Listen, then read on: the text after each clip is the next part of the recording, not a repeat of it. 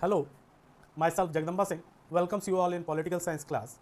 We are continuing chapter number 3 which is electoral politics and this is the 12th part.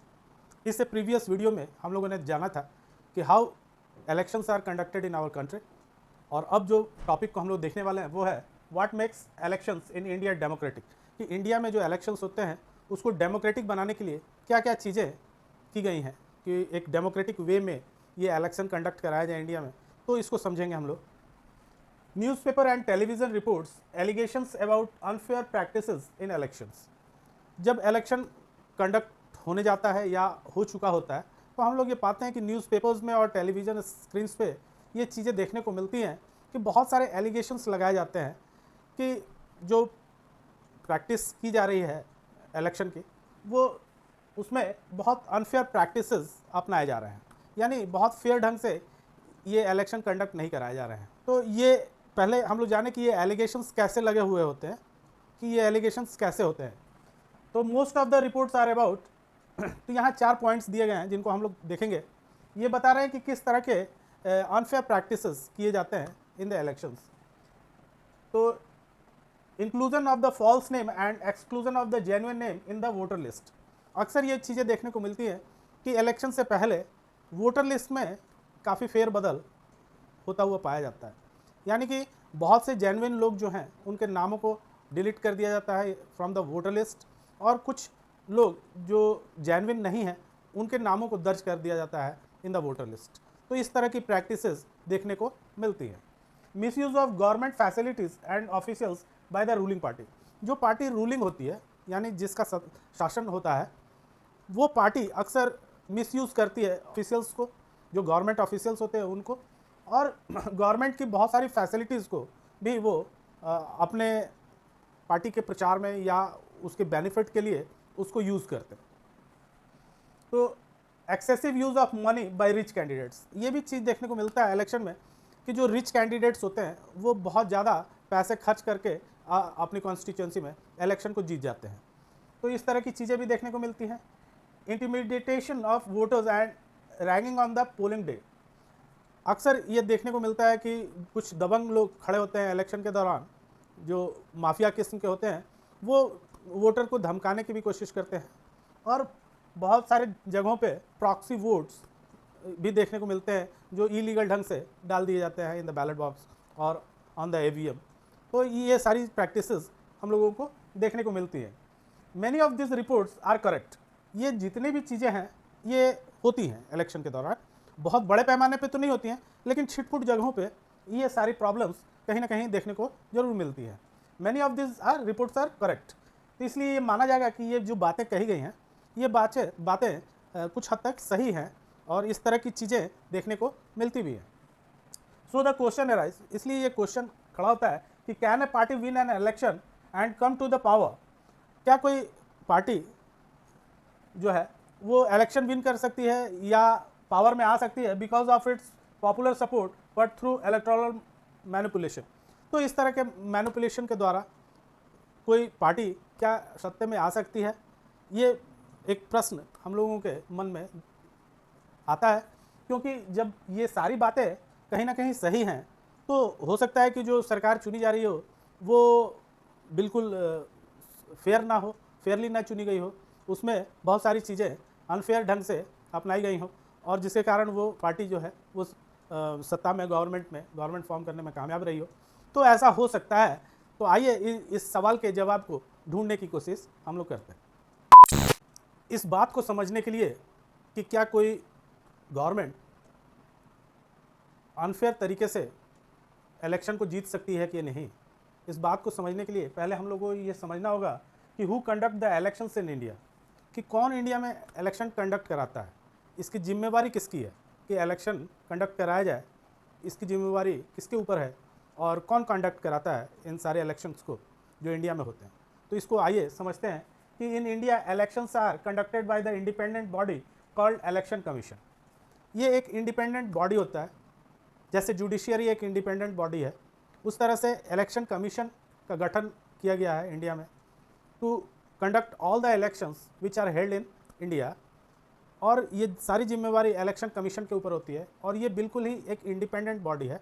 इसको किसी से इजाज़त लेने की कोई आवश्यकता नहीं है या किसी के दिशा निर्देश पे चलने की कोई ज़रूरत नहीं है। ये एक इंडिपेंडेंट बॉडी है, जैसे जुडिशियरी एक इंडिपेंडेंट बॉडी होती है। और जुडिशियरी को न्याय करने से पहले ऐसा नहीं है कि गवर्नमेंट से या एग्जीक्यूटिव से या प्रेसिडेंट से किसी बात की इजाज़त लेने की ज़रूरत पड़ती है। वो एकदम अपने ऊपर डिपेंड है जुडिशियरी, वो चाहे जिस तरह का भी न्याय करना चाहे वो कर सकती है, तो उसके ऊपर किसी प्रकार का कोई दबाव नहीं होता है। उसी तरह इलेक्शन कमीशन के ऊपर भी इलेक्शन कंडक्ट कराते समय किसी प्रकार का कोई दबाव काम नहीं करता। द चीफ इलेक्शन कमीशन, इसके जो हेड होते हैं उनको हम लोग चीफ इलेक्शन कमिश्नर कहते हैं, यानी CEC कहते हैं। Is appointed by the president of India, और इस पद का चुनाव जो है या उस पर जो व्यक्ति आ रहा है उसको प्रेसिडेंट मनोनीत करते हैं, उसको प्रेसिडेंट वहाँ बिठाते हैं। तो यानी कि गवर्नमेंट के हाथ में नहीं है कि गवर्नमेंट किसी व्यक्ति को चुनकर इलेक्शन कमिश्नर बना दे। ये किसके हाथ में होता है? ये प्रेसिडेंट के हाथ में होता है कि वो इलेक्शन कमिश्नर का चुनाव करे। और the chief election commissioner is not answerable to the president और गवर्नमेंट। और जब वो एक बार अपॉइंट हो जाता है then he is not answerable to the government और प्रेसिडेंट। वो प्रेसिडेंट के तरफ से मनोनीत जरूर होता है, लेकिन अब बन जाने के बाद वो प्रेसिडेंट को या गवर्नमेंट को आंसरेबल नहीं होता है, यानी उसको किसी प्रकार का कोई आंसर नहीं देना है टू प्रेसिडेंट और टू द गवर्नमेंट। वो एक सेल्फ इंडिपेंडेंट बॉडी है और उसका ही निर्णय जो होगा वो आखिरी निर्णय माना जाएगा। किसी भी इलेक्शन से संबंधित किसी भी काम को वो जो कंडक्ट करा रहा है उसमें उसको पूरा पावर है कि वो जिस तरह से चाहे उस इलेक्शन को कंडक्ट करा सकता है। और जैसा कि कॉन्स्टिट्यूशन में दिया गया है उसके लिए भी गाइडलाइंस बने हुए हैं कॉन्स्टिट्यूशन में, वो अपने कॉन्स्टिट्यूशनल फ्रेम से बाहर जाके नहीं कर सकता है, but he is not answerable for his deeds to the president और the government.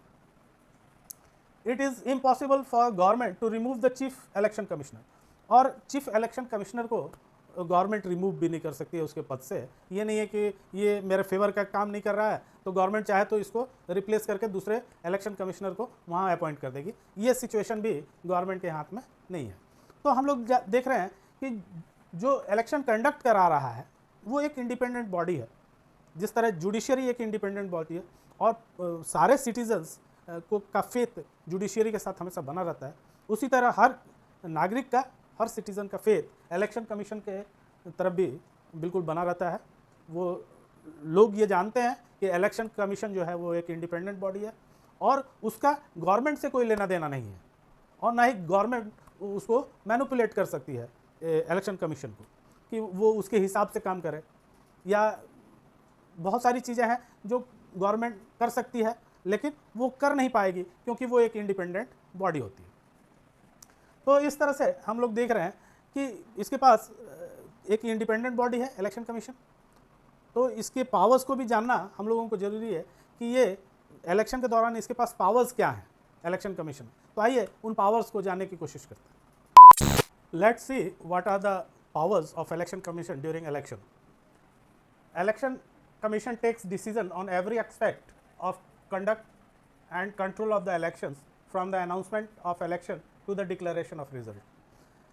Announcement of election से लेकर के डिक्लेरेशन ऑफ रिजल्ट तक का जो भी समय होता है, पीरियड होता है, टाइम होता है, उस पीरियड में इलेक्शन कमीशन सारे डिसीजंस लेती है। अनाउंसमेंट से लेकर डिक्लेरेशन तक का जो पीरियड होता है, समय होता है, वो 1 महीने भी हो सकता है, 1.5 महीने भी हो सकता है, या 2 महीने हो सकता है ज़्यादा से ज़्यादा।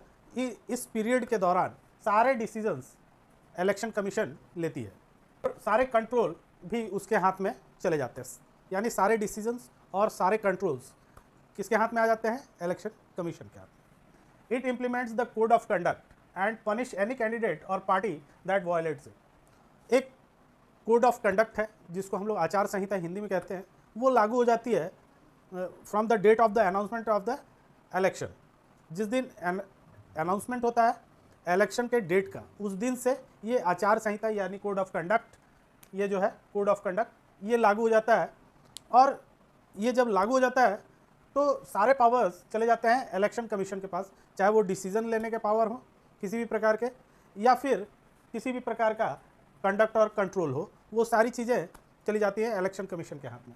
और जब ये कोड ऑफ कंडक्ट लागू हो जाता है तो इलेक्शन कमीशन को ये पावर मिल जाता है टू पनिश एनी कैंडिडेट और पार्टी जो उसके नियमों को वायलेट करती है। जो इलेक्शन के कोड ऑफ कंडक्ट है उसको अगर कोई वायलेट करेगी पार्टी या कोई कैंडिडेट, तो he will be punish by the election commission.